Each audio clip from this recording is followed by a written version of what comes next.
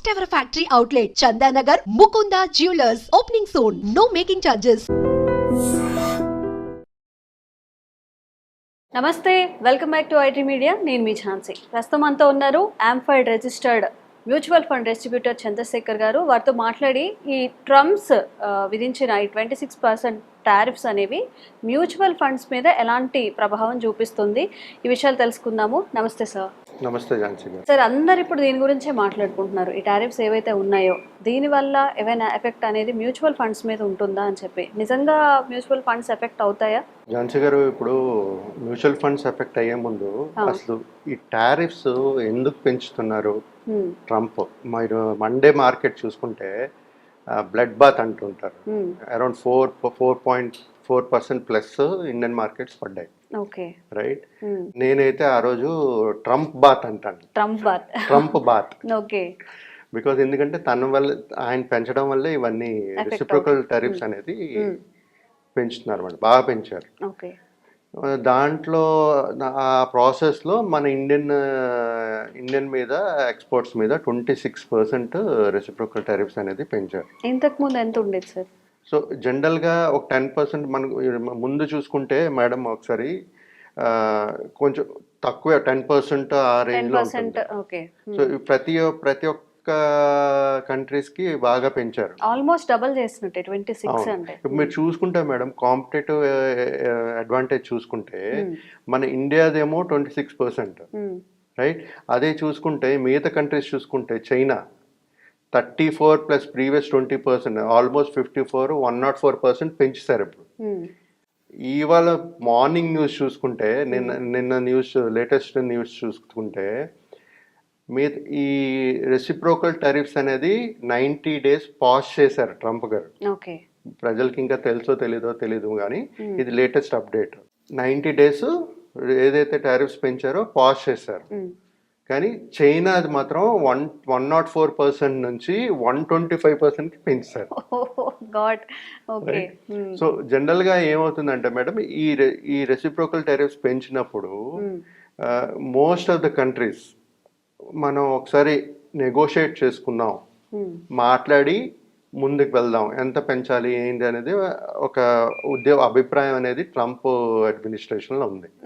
So ఈ 90 days ఏదైతే pause చేశారో అన్ని కంట్రీస్ను 1-to-1 కంట్రీ పిలిచి మాట్లాడి ఈ టారిఫ్స్ మీద మాట్లాడి నెగోషియేట్ చేసి ఒక డిసిషన్ అనేది వస్తారు మేడం. వచ్చిన తర్వాత ముందు ఎలాగుంటుంది అనేది చూడాలి. చైనాది అయితే మీద అందరిది పాజ్ చేస్తారు 90 days. చైనాది మాత్రం 125% పెంచారు, రైట్. సో ఈ విధంగా ఇప్పుడు మనం చూసుకుంటే మేడం, ఈ కాంపిటేటివ్ టారిఫ్స్ జనరల్గా ఫస్ట్ పెంచింది చూసుకుంటే మనది 26%, చైనా చూసుకుంటే 104%, రైట్. అది కాకుండా చూసుకుంటే madam Vietnam 46%, right. Bangladesh 37%, and Thailand ఏమో 36%. ఇవన్నీ చూసుకున్నా సరే మేడం మనం చేస్తే మనదే తక్కువ, చాలా తక్కువ, 26%. సో ఈ టారిఫ్స్ అనౌన్స్ చేసిన తర్వాత కూడా ట్రంప్ ఇండియా రెసిప్రోకల్ టారిఫ్స్ అనేది మళ్ళీ అనౌన్స్ చేయలేదు. ఒకసారి మాట్లాడి నెగోషియేట్ చేసి ముందుకు వెళ్దాం అనే ఒక ఉద్దేశంతో ఉంది. సో అదే అభిప్రాయంలో చాలా కంట్రీస్ ఉన్నాయి కాబట్టి ఈ 90 days పాజ్ ఒక వరం. సో మాట్లాడుకుంటూ ఎవరికి అంటే ఈ టారిఫ్స్ వల్ల పెంచడం వల్ల ప్రతి ఒక్కరి ఎక్స్పోర్ట్స్ మీద ఎఫెక్ట్ పడుతుంది, రైట్.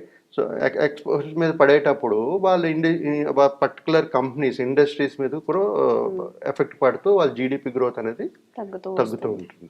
సో ఈ విధంగా ప్రతి ఒక్కరు చూసుకుంటూ ఈ నెగోషియేట్ చేసుకుని కరెక్ట్గా ఒక టారిఫ్ నెగోషియేషన్ టేబుల్ మీద కూర్చుని మాట్లాడుకుంటే దీనికి సొల్యూషన్స్ దొరికే ఛాన్సెస్ ఉంటాయి, right. So maybe that is అదే ఒక రీజన్ అయి ఉండొచ్చు 90 days పాజ్ ఇచ్చారు.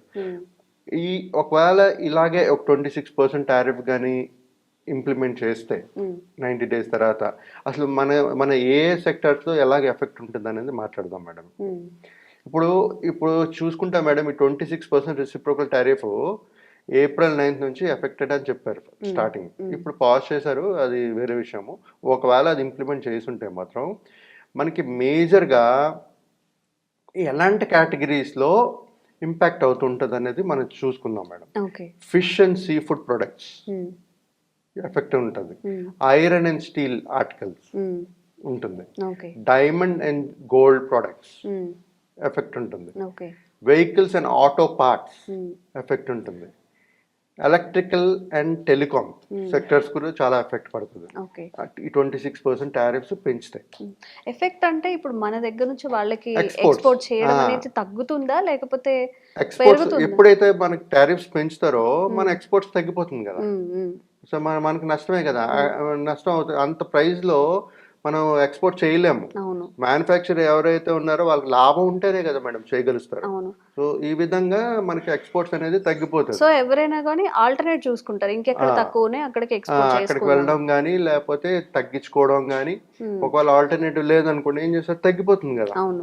జీడిపి. అప్పుడు ఆబ్వియస్లీ ద కంపెనీ ప్రాఫిట్స్ కూడా తగ్గుతుంది, జీడిపి కూడా రెడ్యూస్ అవుతుంటుంది.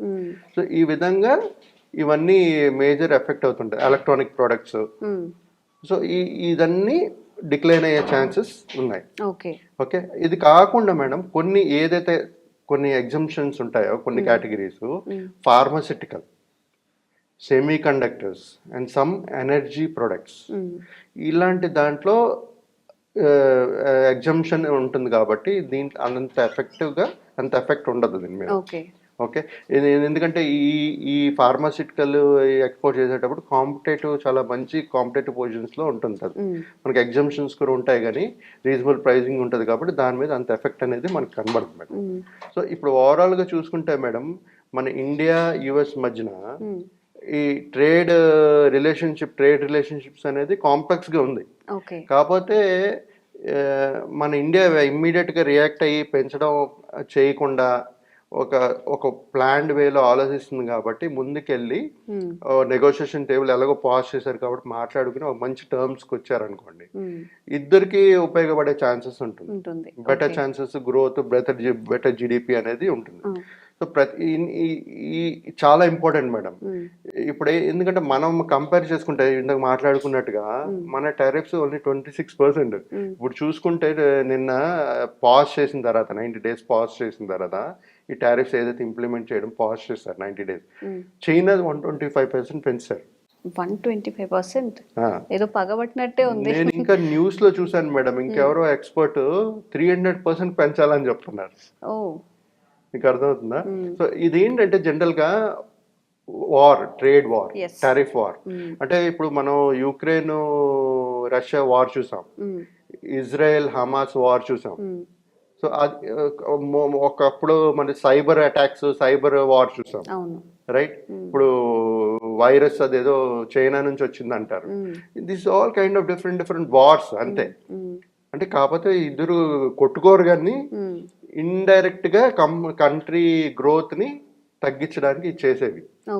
ప్లస్ వాళ్ళకి మంచి ఒక ఇన్కమ్ రావట్లేదు, మా జీడిపి పెరగట్లేదు అని చేసే ఇది. కాకపోతే మన ఇక్కడ వీళ్ళు చేసేటప్పుడు రెండు సైడ్లు చూసుకోవాలి. వాళ్ళకి ప్రాఫిట్ రావాలి, మనకి ప్రాఫిట్ రావాలి.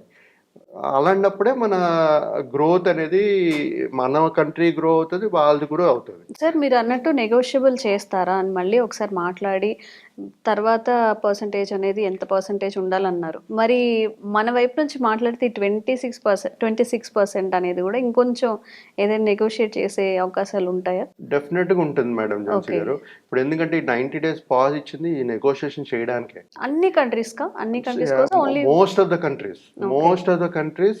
ఇప్పుడు ఏంటంటే అమెరికా వాళ్ళు ఏం చేస్తారంటే, డొనాల్డ్ ట్రంప్ ఏం చేస్తారు, 1 to 1 కంట్రీ మాట్లాడతారు. మాట్లాడుకుని టారిఫ్స్ గురించి నెగోషియేట్ చేసుకుని then they will come up with a plan. Okay. ఇప్పుడు మనం ఒక సింపుల్ గా ఒక ఇన్వెస్ట్మెంట్ చేయాలనుకున్నప్పుడే మనం ప్లాన్ చేస్తుంటాం కదా మేడం. సో ఇలాంటి ట్రేడ్ బ్యారియర్స్ ఉండేటప్పుడు నెగోషియేట్ చేసేస్తేనే మనకు సొల్యూషన్ అనేది వస్తుంది. మంచి ఒక ఇద్దరు ఈ రెండు సైడ్లు ప్రాఫిట్ అడ్వాంటేజ్ ఉండి ఒక గ్రోత్ అనేది క్రియేట్ చేయగలుగుతారు. సో ఇప్పుడు ఏంటంటే ప్రస్తుతానికి పాజ్ చేసేటప్పుడు ఏదైతే ఎగ్జిస్టింగ్ టారిఫ్స్ ఉన్నాయో దాని మీద 10% అయితే ప్రెసెంట్ ఇంప్లిమెంట్ చేస్తున్నారు. రైట్. సో ఈ 90 days పీరియడ్ లో తర్వాత ఇది 1-to-1 నెగోషియేట్ అయ్యి ఏది ఫైనల్ అయిన తర్వాత దాన్ని బట్టి మళ్ళీ ఫైనల్ అనేది ఫిక్స్ మళ్ళీ ఇది అనేది ఫాలో అవుతుంటారు టారిఫ్స్ అనేది. జనరల్ గా మేడం ఇది ఒక ట్రేడ్ వార్. కొంతమంది ఏం చేస్తారంటే నెగోషియేషన్ టేబుల్కి వస్తారు, కొంతమంది రారు. మీరు పెంచితే నేను పెంచుతాను అలా కొట్టుకుంటూ వెళ్తే ఎవరికి ఉపయోగం లేదు. వాళ్ళ కంపెనీస్ డెఫినెట్గా 2 సైడ్ల కంపెనీస్కి డిసడ్వాంటేజ్ ఉంటుంది. వాళ్ళ గ్రోత్ తగ్గుతుంది, కంపెనీ ఇంకా ప్రాఫిట్స్ తగ్గుతాయి, జీడిపి తగ్గుతుంది, అన్నీ తగ్గుతాయి. సో ఈ విధంగా ఒక నెగోషియేషన్ టేబుల్కి వచ్చి డిస్కస్ చేసుకుని ఒక మంచి రీజనబుల్ టారిఫ్స్ కానీ నెగోషియేట్ చేసి ఫైనలైజ్ చేయగలిస్తే ప్రతి ఒక్క కంట్రీ వాళ్ళ గ్రోత్తో పాటు ఇంకో కంట్రీస్ కూడా గ్రో అయ్యేటట్టు చేసుకోవచ్చు మేడం. సో ఈ విధంగా ప్రతి ఒక్కరు ప్లాన్ చేసుకోవాలని డొనాల్డ్ ట్రంప్ చేస్తున్నారని అనుకుంటున్నాను నేను. సో అదే కాకుండా మిగతా కంట్రీస్ కూడా ఉంటారు ఇప్పుడు. అంటే జనరల్గా ఏంటంటే కొంతమంది ఇన్నరు ఈ టారిఫ్స్ మాకు ఏం రావట్లేదు అన్నప్పుడు మాట్లాడరు, వినరు, కామ్గా ఎక్స్పోర్ట్ చేసుకుంటూ పోతుంటారు. ఒకవేళ మీరు నా మాట వినాలనుకోండి, నేను కొంచెం గట్టిగా ఉండాలి కదా, స్ట్రాంగ్ ఉండాలి కదా. అండ్ అందరూ కూడా వేరే కంట్రీస్ కూడా అమెరికా ఇలా టారిఫ్స్ ఉంది కాబట్టి మనం కూడా కొంచెం వాళ్ళు కూడా ఇన్ఫ్లుయెన్స్ అయ్యి యాజ్ పర్ వాళ్ళు ఏదైతే గైడ్ లైన్స్ త్రూ వెళ్ళారో మనం కూడా అట్లనే ఇంక్రీజ్ చేద్దామంటే అప్పుడు బోత్ సైడ్స్ కూడా అదే ఇప్పుడు చైనా నో ప్రాఫిట్స్ అన్నట్టు ఉంటుంది. ఇప్పుడు చైనాను అమెరికా యుఎస్ అదే అవుతుంది. If major countries, largest countries చాలా ఎక్స్పోర్ట్స్ చేస్తుంటారు చైనా. సో వీళ్ళిద్దరు కొంచెం మాట్లాడుకుంటే కదా మంచి ఒక రీజనబుల్ టారిఫ్స్కి వచ్చి ఇద్దరికి ప్రాఫిట్ వచ్చేటట్టుగా ఉంటుంది. చేసుకోవాలి వాళ్ళు కూడా వచ్చి మాట్లాడుకుంటూ చేసుకుంటేనే మన ఏ కంట్రీ గ్రోత్ అయినా సరే ముందుకు వెళ్ళేది. అది లేకుండా మీరు పెంచారని చెప్పి నేను పెంచారని చెప్పి అన్ని కంట్రీస్ పెంచుకున్నాను అనుకోండి, మన మన మన మన మన మన కంట్రీ నుంచి మనం ఏమి ఎక్స్పోర్ట్ చేయలేము. మన మ్యానుఫ్యాక్చరింగ్ కాస్ట్ ప్లస్ మనకు కొంత ప్రాఫిట్ కావాలంటే అంత టారిఫ్స్ పెడితే మనం ఎక్స్పోర్ట్ చేయలేము. చేయలేనప్పుడు గ్రోత్ ఎలాగ వస్తుంది? మనది ఎక్స్పోర్ట్ చేయగలుగుతున్నాం అంటే మన ఇండియన్ డొమెస్టిక్ మార్కెట్లో ఆల్రెడీ ఈ సాచురేషన్ అయిపోయిన తర్వాతే కదా మనం చేస్తున్నాం. ఆల్రెడీ మనకి ఉంది, ఇనఫ్ ఉంది, దాని తర్వాతే కదా చేస్తున్నాం మన ఎక్స్పోర్ట్స్. మరి అది చేయలేకపోతాం మనం. అది చేయలేనప్పుడు మన గ్రోత్ అనేది పడిపోతుంది మేడం. ఓకే, వి హోప్ అందరు మాట్లాడుకొని నెగోషియేట్ చేయాలని చెప్పి ఇంత 100% అంటే ఆ కంట్రీకి అండ్ మనకి చాలా కంట్రీస్ కూడా ఇబ్బంది అయ్యే అవకాశం ఉంటుంది కాబట్టి తక్కువ అయితే బాగుండని we have positive thoughts. Thank you sir, thank you so much. Thank you అండి.